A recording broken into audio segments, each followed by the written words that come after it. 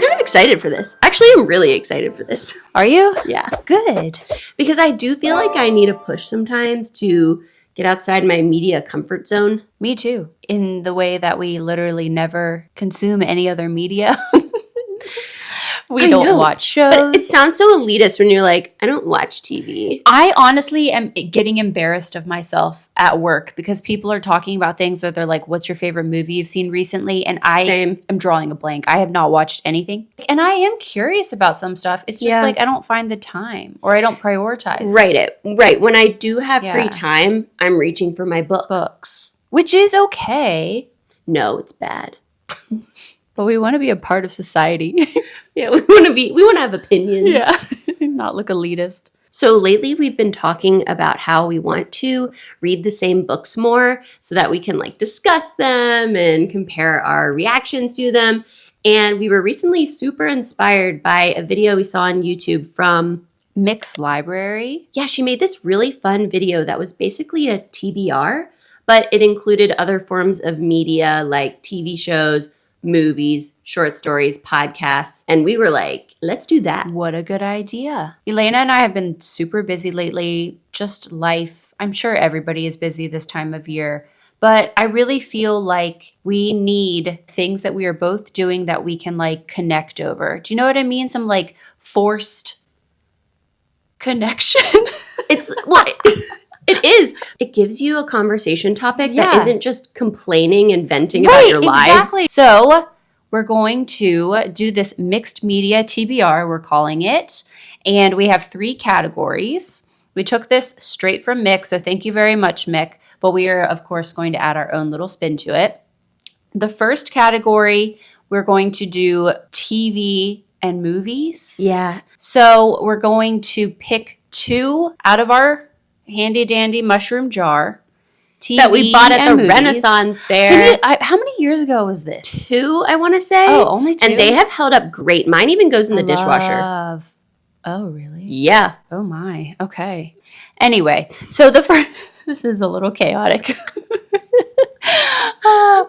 So the first category will be TV and movies. We will pick 2. And in the month of November, we will both commit to consuming these and discussing together. Then we will do appetizers. They're sort of like short form media. We have a couple podcast episodes, couple short stories in there, things that you could reasonably finish in one sitting.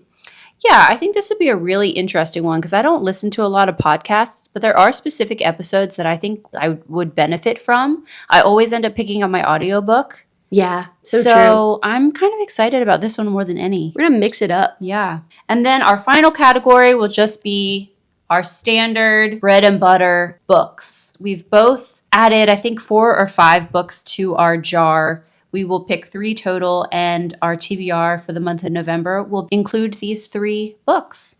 Yeah, I think 3 is perfect too because it's a reasonable amount to read in 1 month and there's still room for a mood read or 2. That's right. Maybe we'll even do a follow-up video where we do in-depth reviews and discussion of the 3 books. Now you're talking. Yeah. So we are going to go ahead and get started with the TV and movie category. Okay, why don't you pick out the first one? Okay.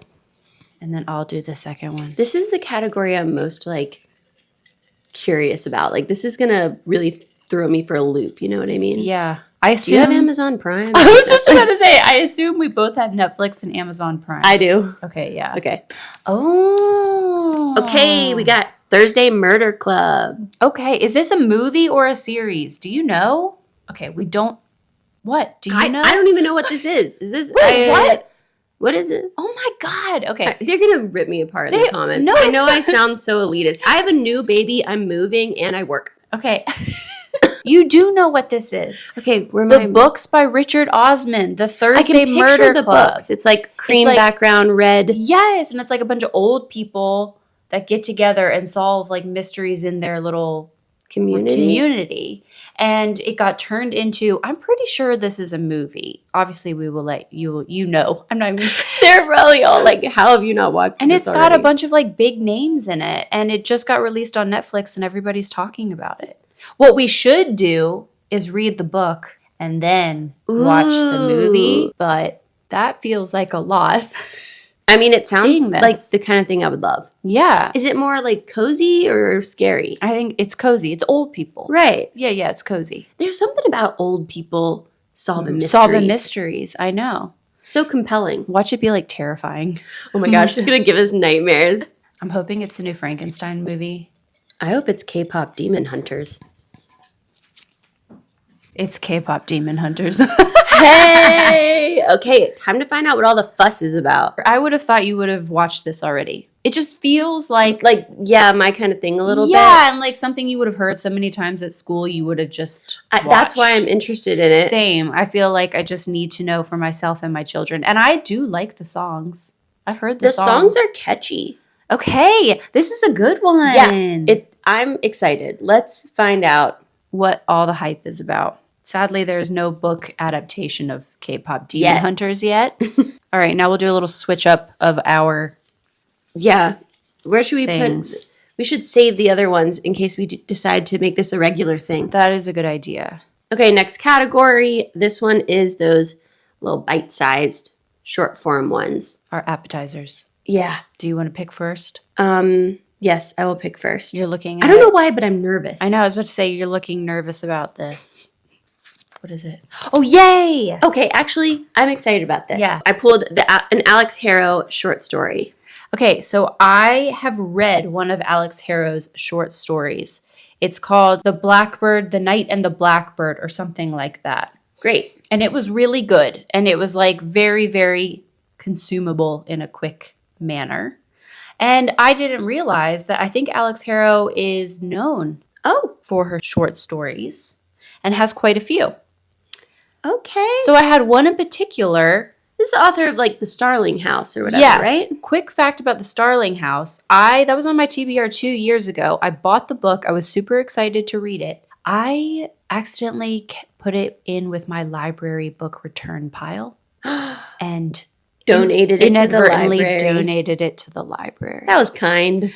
So I have not read it, and I'm annoyed because I really want to read it. And somebody wrote in our comments lately that they were reading it and enjoying it. Ooh. So I will be doing that as well. But in the meantime, let's do The 6 Deaths of the Saint. Don't know what this is about, so I'm sorry. I cannot give you a synopsis of this. But it is apparently one of Alix Harrow's best short stories. Okay. You know what? I haven't read a short story in so long. It's fun, isn't it? It's like thought-provoking because it always packs a punch in such a short form. Short word count. Yeah. We picked another one of mine. I'm sorry. I don't care. Okay. The next is, have you ever listened to the Dan Harris podcast? Do you know who Dan Harris is? I do know who Dan Harris is. I have not listened to I think I read his book. You did, actually. You did. Because the podcast is called the 10% Happier Podcast. Oh, okay. Yeah, and you read that book. I forgot. You're right. Yep. My husband is obsessed with this podcast. And it got him into meditating, which has changed all of our lives. So there is one podcast episode in particular called How to Keep Your Shit Together No Matter What.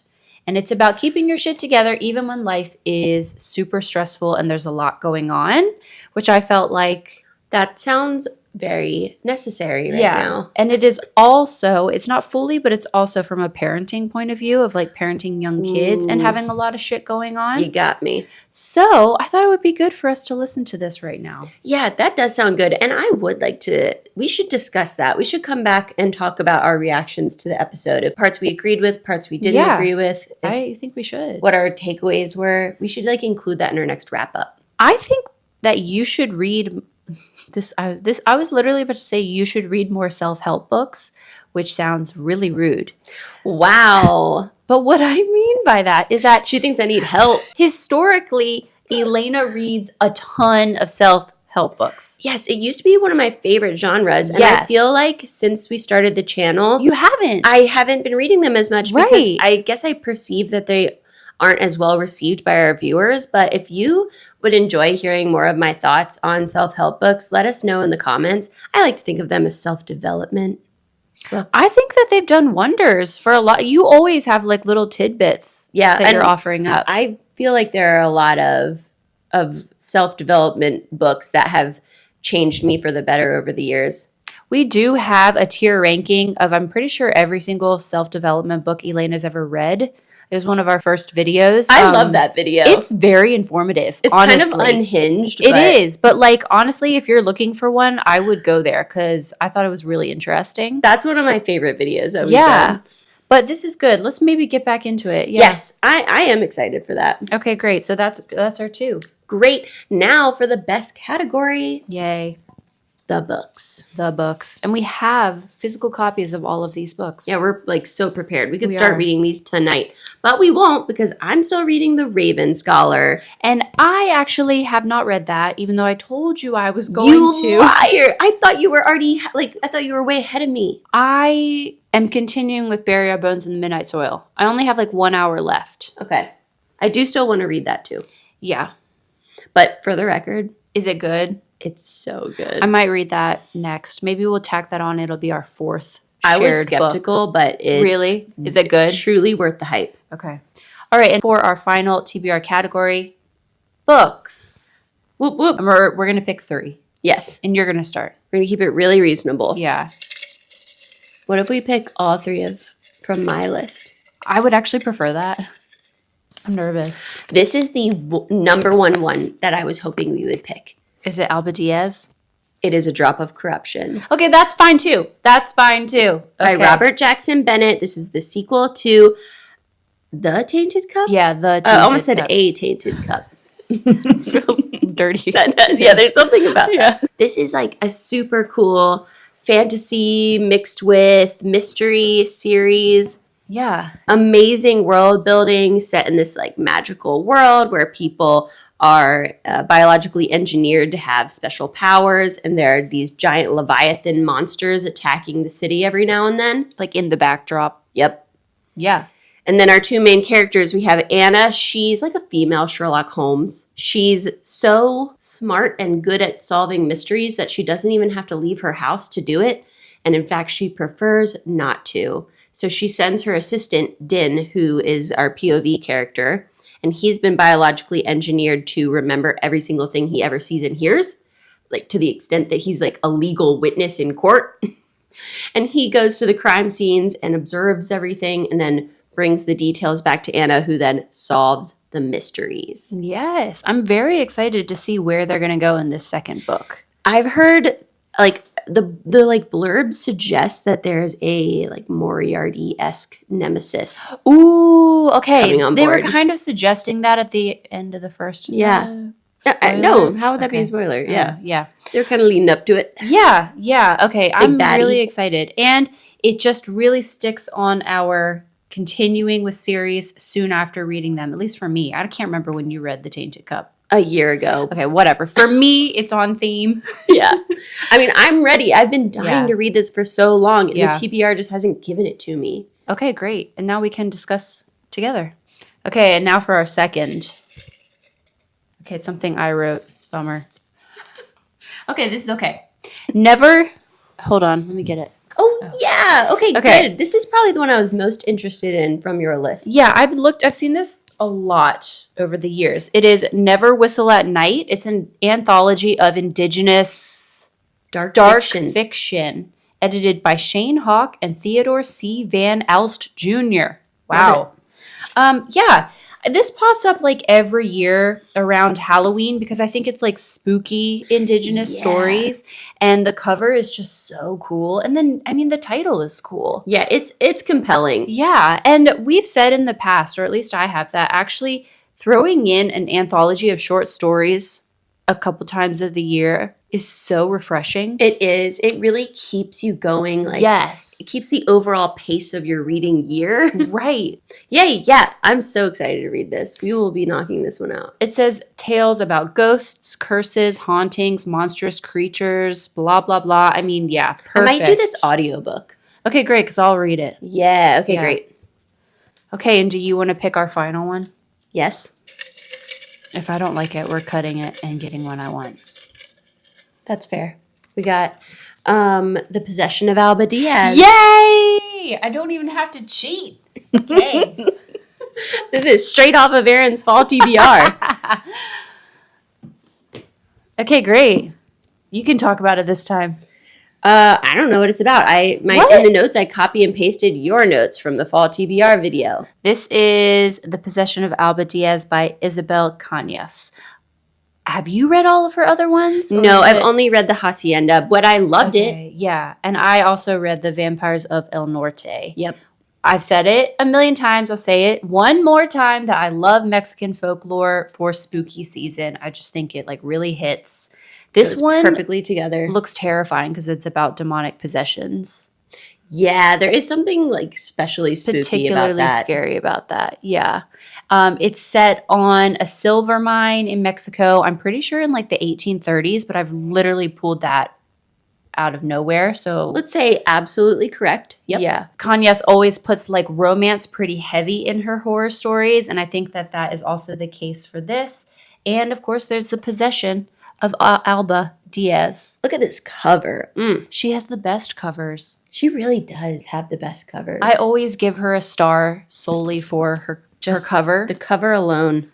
I usually listen to these on audio, but I'll say that like she uses the same narrator, and they're usually all dual POV.